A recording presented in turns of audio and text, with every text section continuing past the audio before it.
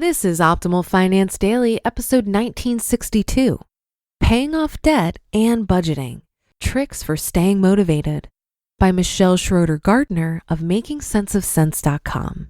And I'm your host and personal finance enthusiast, Diana Merriam. We're going to get right to it and start optimizing your life. Paying Off Debt and Budgeting, Tricks for Staying Motivated, by Michelle Schroeder-Gardner of MakingSenseOfSense.com. While I no longer have debt after paying off my student loans, I'm always striving to save more money, to save for retirement, to find financial motivation, and more. Even with how much I love saving money, every now and then it can be easy to get unmotivated and want to spend all the money. I'm sure I'm not alone either. While many do choose to live a frugal life, it's not always easy. Some have large amounts of debt to pay off. Others find it hard to understand how to stick to a budget, and more. Finding financial motivators will help you continue to work hard towards your goal, even when it seems impossible. Without motivation, one might give up on a financial goal quite easily. This is why it's so important to learn how to stay motivated. Whatever your financial goal may be, there are many ways to stay motivated so that you can reach it. Here are my tips on how to stick to a budget and find financial motivation. Number 1, make your financial goal visual. Making your goal visual is a great way to find motivation. Having your financial goal displayed in front of you can make it much more real. Plus, it's nice to have a constant reminder of what you're working towards. Various ways to make your financial goal visual include: Number 1, create a graphic that demonstrates your financial goal. An example of this would be if you're trying to pay off your house. You could have a picture of a house and section it into 100 pieces. Then, each time you reach a small payoff goal, you can color a piece in. I did some research and found a blog post about many other creative ways to do this on A Cultivated Nest. Number 2, keep a picture of your goal on hand. Whether your goal is a vacation, an item you want, or something else, having a picture can help keep you reminded of it. And number 3, start a blog. Blogging greatly helped me with my financial goals. I could easily look back to see how I was doing. Plus, I felt like I had to keep myself accountable and keep improving due to the fact that everything was public. If interested, you can start a blog for cheap with my easy tutorial. Number 2, hang out with others who share the same financial goals as you. Learning how to stick to a budget can be a hard task, but spending time with others who share the same financial mindset as you can help. I'm not saying you should unfriend anyone who's in a different financial spot than you, but I do think spending time with people who aren't trying to keep up with the Joneses can go a long way. Number 3, read and watch financial media. Finance is all around you, and it's really not as boring as you may think. I read something related to personal finance every day, and it's not because I have a personal finance blog. It's because I want to. There are different ways to stay on top of financial media. You can watch the news, listen to financial podcasts, read personal finance blogs, read financial books, and more.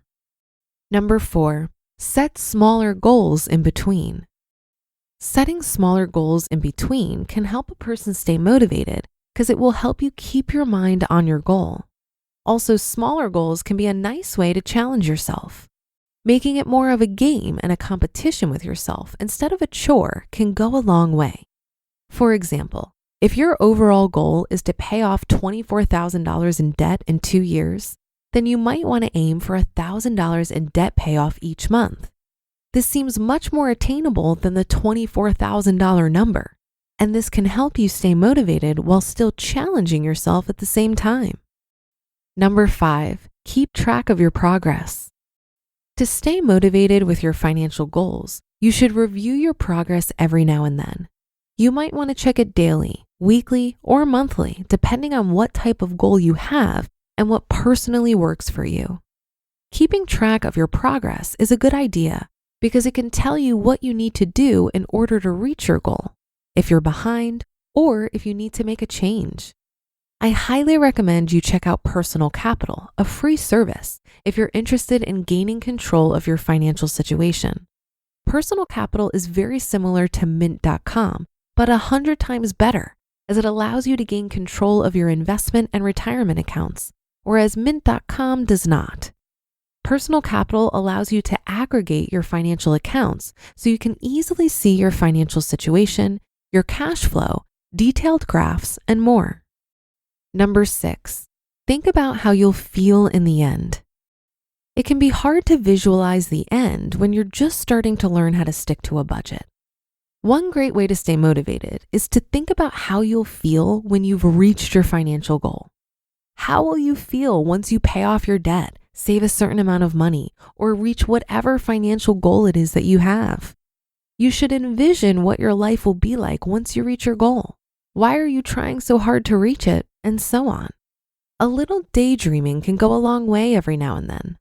For example, if your goal is debt payoff, then you may want to dream about what a debt-free life would be like. And number 7, still have fun. Having financial goals doesn't mean you have to be boring. You can still enjoy life, do many of the same things you usually do, and so on. So remember to still have fun and enjoy life. You just listened to the post titled, Paying Off Debt and Budgeting, Tricks for Staying Motivated by Schroeder-Gardner of MakingSenseOfSense.com.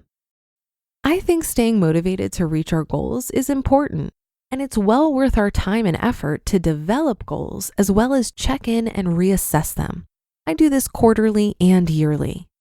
But I found for myself that the thing that makes it more likely that I'll reach any goal is to facilitate a shift in mindset that will affect my daily habits. When it comes to my money, I tried for years to spend less with no success. It wasn't until I started obsessively reading books about money and shifted my desires that I was actually able to spend less and enjoy it. Spending less without a shift in desires is going to feel like deprivation, and it will require willpower to curb spending, which isn't sustainable over the long run. What worked much better for me is to foster a different mindset. Rather than wanting more stuff, I learned to foster appreciation for the material abundance I already have, and it suffocated my desire to spend more. So for example, I haven't bought a Tesla, not because I can't afford it or because I want to save that money for something else. I haven't bought a Tesla because I don't want one. And I don't want one because I have so much appreciation for the car I already have. We've been conditioned since birth to want more and to desire luxury. But if you can reorient yourself to having a comfort level with how much is enough, it becomes so much easier to spend less. I'll leave it there for today. That's a wrap for another Sunday show. Have a great rest of your day, and I'll be back in a moment with our usual Sunday bonus episode where your optimal life awaits.